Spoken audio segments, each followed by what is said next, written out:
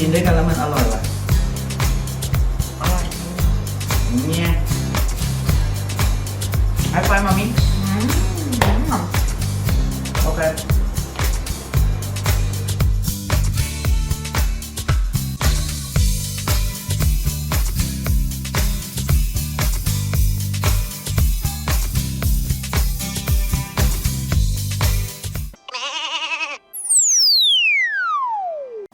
สวัสดีครับ Make it easy กลับมาอีกแล้วนะครับแหมในรายการมันก็จะต้องเนี่ยอะไรก็ง่ายไปหมด ครั้งหนึ่งที่เคยบอกเอาไว้ว่าเดี๋ยวจะลองทำลูกชิ้นกินเองเพราะว่าปกติแล้วเนี่ยตั้งแต่ประมาณช่วงวัยรุ่นนะพอรู้ว่าสารมะเร็งก่อตัวจากสารอะไรบ้างเนี่ยครับก็หลีกเลี่ยงในเรื่องของการที่จะกินสารบอแรกมาโดยตลอดนะครับแล้วก็ไตเองก็ไม่ค่อยดีเวลาที่เราอายุมากขึ้นนะการทำงานของไตมันจะต้องขจัดพวกของเค็มของอะไรเงี้ยก็ลดลงมาเยอะเลยฮะพอเราไปซื้อที่เขาขายเป็นแพ็คเขาใส่เกลือเยอะแล้วก็แน่นอนเขาต้องใส่สารกันบูดนะทีนี้ก็มีไอเดียไปดูเขามาแหละแต่ว่าเราจะลองใช้แบบซอสพริกไทยของเราในการผสมมาลองลุยกันดูนะว่าวันนี้ลูกชิ้นสุกัญญาจะเป็นยังไง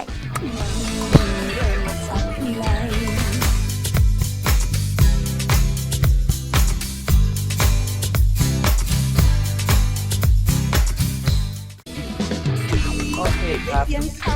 ส่วนผสมของเราวันนี้ก็จะมีเนื้ออกไก่นะครับประมาณสักอกหนึ่งแล้วก็ไ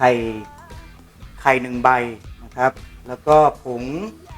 งฟูนะครับแล้วก็มีน้ำตาลทรายครับแล้วก็ซีอิ๊วขาวแล้วก็ข้าวไรซ์เบอร์รี่แล้วก็มีน้ำใส่น้ำแข็งเย็นๆเลยครับเกลือนะครับแล้วก็ซอสพริกไทยดำนะครับเอาละลุยลองดูแจ๊ไม่รู้ครั้งนี้ครั้งแรกเหมือนกันนะครับไม่เคยทำจ้ะ แต่ว่ามันน่าลองมากๆเอาเนื้อไก่มีกระดูกด้วยตายใส่เนื้อไก่ลงไปครับใช้หมดเลยนะทั้งเนื้อทั้งมันไปเถอะข้าวไรซ์เบอร์รี่ครับเห็นก็บอกว่าไม่ต้องใส่เยอะพอให้มันเป็นเหมือนน่าจะแทนแป้งข้าวเจ้าอะไรอย่างเงี้ยนะครับเอาละปั่นก่อนไม่รู้จะเป็นยังไงไม่รู้จะเป็นอย่างไรก็ลองดูสิครับ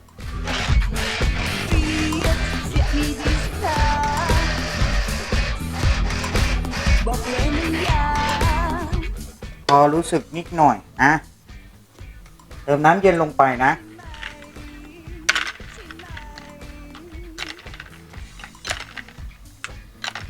มาไม่ต้องเยอะนะครับเดี๋ยวจะกลายเป็นต้มเราก็ครั้งแรกเหมือนกันนะ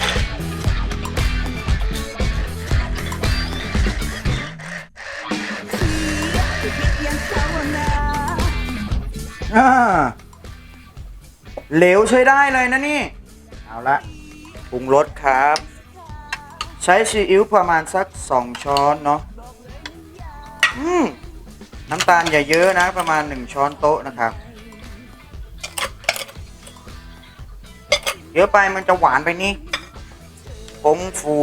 ฟูนี่ใช้ประมาณแค่1ช้อนชาครับไข่เดี๋ยวถ้ามันเหลวไปเนี่ยสุกัญญาจะอะแดปโดยการใช้ ใส่ข้าวเพิ่มใช้เกลือสักประมาณครึ่งช้อนชาพอเยอะไปเค็มนะครับแล้วก็วันนี้เราจะเติมรสอีกอย่างหนึ่งด้วยซอสพริกไทยดำนะประมาณสักช้อนโต๊ะพอเด้เอาละทีนี้เราก็จะปั้นจ่อมันจะออกมาเป็นยังไงเนาะสุกัญญาก็ลุ้นว่ะเขาบอกมาว่าให้ปั่นเยอะๆมันจะได้เหนียวจะได้เหนียว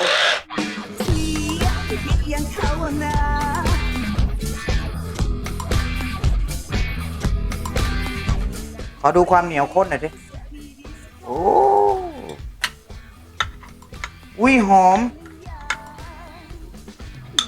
อันนี้คือความเหนียวข้นโอเคทีนี้เราก็จะทำการแรปนะครับใส่ถ้วยต่างหากดีกว่าไหมเนาะ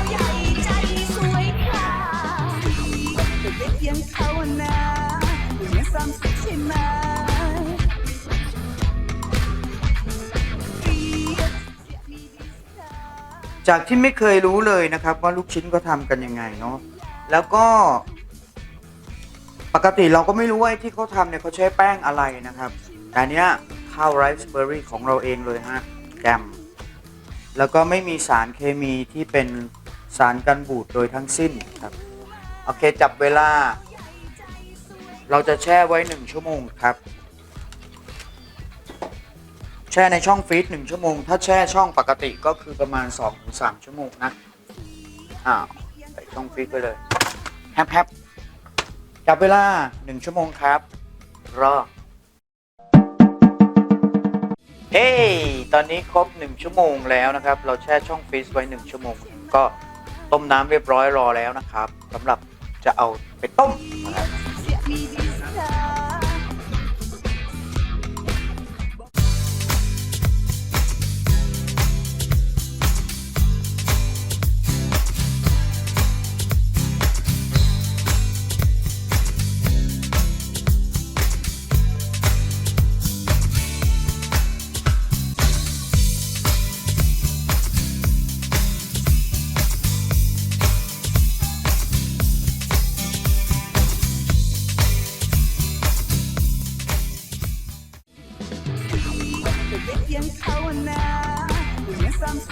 เนี่ยลองดมดิหอมไหมหอมพริกไทยอ่ะกินเลยนะกินเลยครับเป็นไงบ้างอร่อยจริงเหรอจริงไม่ขอชิมบ้างดิไม่กลมเหมือนลูกชิ้นแต่ว่ามันก็อร่อยนะ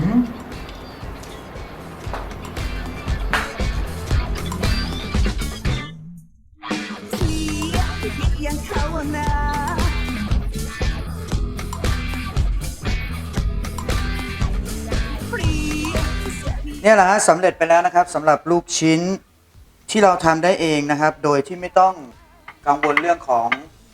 สารเคมีที่เรียกว่าบอแล็กซ์นะครับแล้วก็เวลาเรากินทีทำมื้อหนึ่งเนี่ยครับเราสามารถใส่กล่องนะแล้วก็เก็บไว้ในช่องที่อยู่ใต้ช่องฟรีซได้นะครับ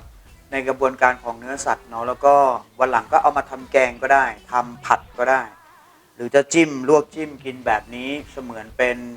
แทนพวกไส้กรอกทั้งหลายแหล่ก็ได้หรือจะนำไปทอดเดี๋ยวคราวหน้าจะลองดูซิว่าถ้าทำแบบนี้แล้วเอาไปทอดมันจะเป็นยังไงบ้างเนาะวันนี้ขอบคุณมากครับที่ติดตามชมนะทำได้เองในบ้านครับไม่ยากครับแล้วก็เวลาก็ไม่ได้ใช้มากมายนะแค่แช่ไว้สัก1 ชั่วโมงเท่านั้นเองนะครับแล้วก็ได้ของอร่อยแล้วมีประโยชน์กับร่างกายมากๆเลยมีข้อมูลให้ชมข้างล่างนะครับให้อ่านดูว่าบอแรกนั้นมีผลกระทบอย่างไรกับร่างกายบ้างไปรู้ข้อมูลกันสักนิดหนึ่งแล้วก็สั่งซื้อสินค้าได้นะครับใส่ไอ้นี่ลงไปนะบอกเลยว่าหอมขึ้นเยอะมากครับมันเป็นความหอมที่อธิบายไม่ถูกคุณต้องลอง